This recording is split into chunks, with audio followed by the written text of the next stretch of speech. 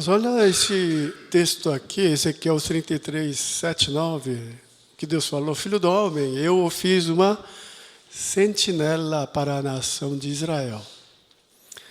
Então você precisa avisar meu povo. E se você avisar aquela pessoa, arrependa-se, volta para Deus. Se você avisou e ele continuou no pecado, o culpado é aquela pessoa que pecou. Mas se você não deu o recado, se você não avisou, então a culpa é sua. Então, quantas vezes Espírito Santo fala no seu coração, fala para aquela pessoa, fala de Jesus para aquela pessoa.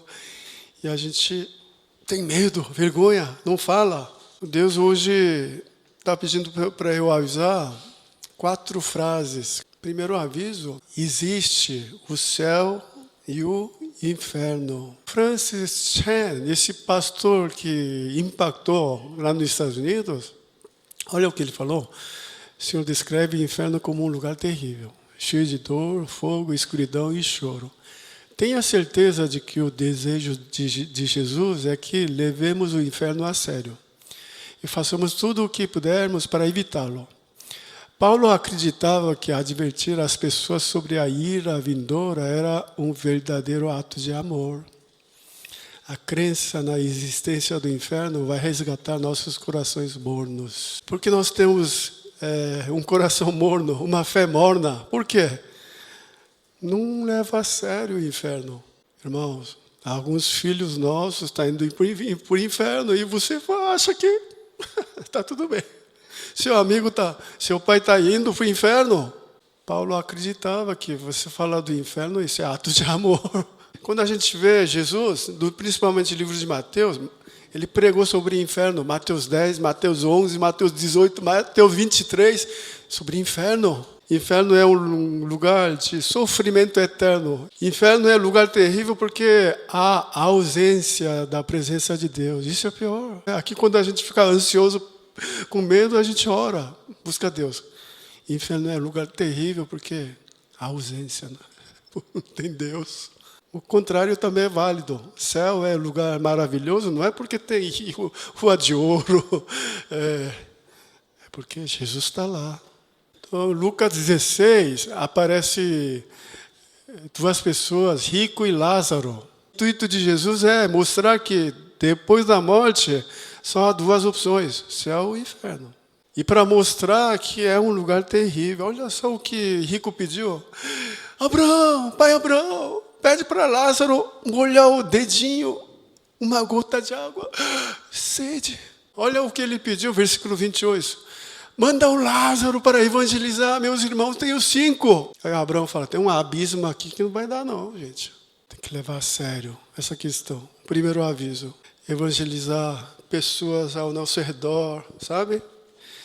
Falar do evangelho para essas pessoas. Segundo aviso que eu quero compartilhar com vocês estamos meditando viagem missionária, primeira viagem missionária de Paulo. Então, toda vez que Paulo pregou a palavra de Deus, ele primeiro ia para a sinagoga dos judeus. E o que aconteceu? Olha o resultado aqui, irmãos.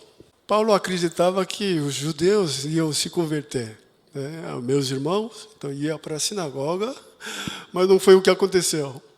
Os judeus provocando perseguição contra Paulo e Barnabé, e esses 2 sacudiram o pó dos seus pés em protesto contra eles.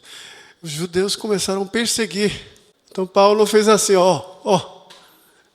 tirou poeira dos seus pés, significa, eu não tenho responsabilidade. Eu falei, eu dei aviso. Agora é culpa de vocês. Mas o que aconteceu? Ouvindo isso, os gentios alegraram-se e começaram a aceitar a palavra de Deus e creram todos que haviam sido designados para a vida eterna. Vamos ler junto? Todos os escolhidos, todos os predestinados receberam a vida eterna. Livro de Efésios, Paulo fala, Antes da criação do mundo, eu escolhi alguns aqui. Que bênção a gente receber o evangelho. Mas isso não é meu mérito. Isso não é porque eu fiz isso e aquilo. Eu falo sempre, Não há nada que possamos fazer para Deus nos amar mais. Não há nada que possamos fazer Deus nos amar menos. Amém? Não é porque você fez isso, Deus vai amar mais. Não é porque você pecou que Deus vai amar menos. É a graça, é a graça. Então, meus amados, como a gente não conhece quem é escolhido, por isso que tem que evangelizar. Mas também, muitas vezes a gente tenta evangelizar, fica frustrado. Não precisa se sentir culpado. Eu me sentia muito culpado. O que está faltando? Será que está faltando oração? Tenho que orar mais? O que eu tenho que fazer? Não, está nas mãos de Deus. Os escolhidos, Deus vai mandar. Amém, irmãos? E terceira verdade que eu quero compartilhar com vocês. Hoje aparece cura de um aleijado. Atos 14. Na cidade de Listra havia um homem aleijado dos pés, coxo de nascença, que nunca tinha andado. Irmão, quem escreveu o livro de Atos é o Lucas. Lucas, ele é médico, então ele sabe o que está acontecendo. Olha o que ele falou. Mesma coisa, só que ele fala com 3 descrições diferentes. Um homem aleijado dos pés, coxo de nascença, que nunca tinha andado. Ou seja, o médico está dizendo, esse não anda mais. Mas como ele foi salvo? Vamos ler junto o versículo 9? Vamos lá?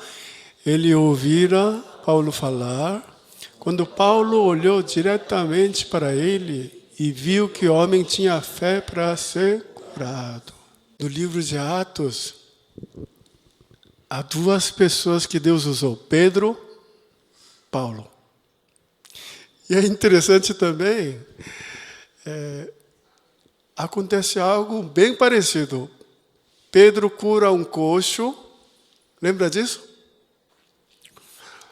Pedro enfrenta o falso profeta Simão, Paulo Bar Jesus. E esse coxo aqui, no caso do Pedro, Pedro puxou ele. Em nome de Jesus, levante-se. Só que no caso do Paulo aqui, ele não puxou, né? Levanta sozinho. Olha o que a Bíblia fala.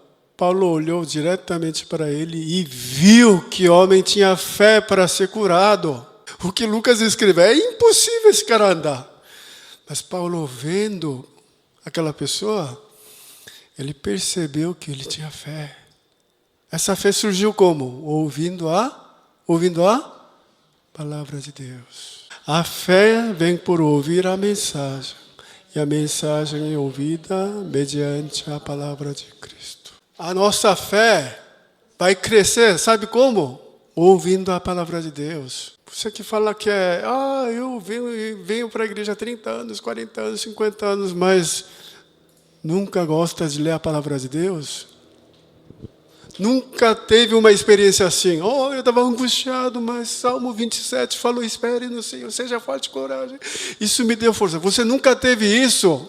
Está na hora de você perguntar, será que eu sou salvo? Porque Jesus deixou bem claro, você que fez meditação, João 10, minhas ovelhas ouvem a minha voz e me segue. Não vai seguir o estranho. Qual foi o versículo que sustentou você essa semana? Qual foi a palavra que Deus falou para você através da Bíblia essa semana? Você tem paixão, gosta de ler, meditar a palavra de Deus? Eu não, pastor, só dá sono. Opa! Essa semana, sexta-feira, eu acordei 5:05 e Deus falou assim, muito forte. Eu estava meditando só usando o celular. É fácil, deixa aplicativo Bíblia e fico ouvindo. Eu tenho outros canais no YouTube que falam alguns versículos, lê para mim, então é tão fácil. Mas Deus me corrigiu. Marcos,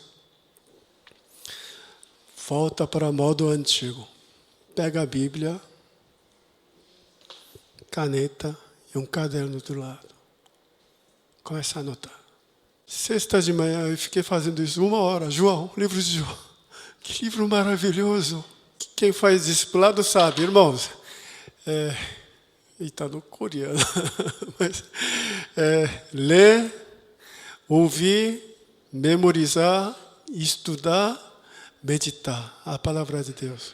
Irmãos, olha para frente aqui, por favor. Olha aqui. Se você usar só um dedo, consegue segurar livro? Não, não consegue. No discipulado ele nos ensina. E se você só ouve e lê, consegue segurar? Sim, dá para segurar, mas não firme. Mas se você lê, ouve, memoriza, já fica firme. Mas se você lê, ouve, memoriza, estuda, medita a palavra de Deus, a palavra fica firme. Porque você vacila, cai toda hora. Porque olha que é um dedo ou nada. Se você nunca foi tocado pela palavra de Deus, tem que se duvidar. Perguntar, será que eu sou salvo? Os escolhidos ouvem a palavra de Deus. O último aviso que eu quero falar com vocês é: verdadeira fé resulta em ação. Vamos ler junto o versículo 10? Vamos lá? Então, em alta voz, Paulo lhe disse: erga-se, ponha-se em pé. E o homem saltou e começou a andar. Então, como eu falei, no caso do Pedro, ele levantou o coxo, puxou a mão. Mas aqui, Paulo falou assim, olhou, levante-se, sozinho. Ora, irmão, vamos nos colocar no lugar do coxo. Vamos supor que ele tem 20 anos, 30 anos, 40 anos. Ele nunca andou. Aí, de repente, o Paulo fala assim, levante-se sozinho. Qual seria a sua reação? 99% seria assim. Se liga, rapaz. Eu nunca andei. Quem tem fé verdadeira, viva, tenta, obedece. Então eu creio que aconteceu isso quando Paulo falou, levante-se sozinho. Acho que esse rapaz tentou. Opa, está acontecendo mudança, eu estou conseguindo levantar. Isso daqui não é esses caras aí que o pessoal fala de milagre. Não é esse tipo de milagre. Estou falando, é você obedecer a palavra de Deus. Irmãos, o primeiro milagre de Jesus aqui na terra é para mostrar a importância de obediência. Jesus transformou a água em vinho. E quando chegou o vinho, todo mundo falou, cadê? Quem trouxe esse vinho bom? De onde vem esse vinho bom? Ninguém sabia. Mas vamos ler junto esse versículo? Embora o soubessem os serviçais que haviam tirado. Primeiro milagre de Jesus aqui na terra. Ele queria mostrar, obedeça para ver. Vai acontecer milagre. Tiago também ele vai nos ensinar. Alguém está passando fome, passando dificuldade. Vai em paz. Deus te abençoe.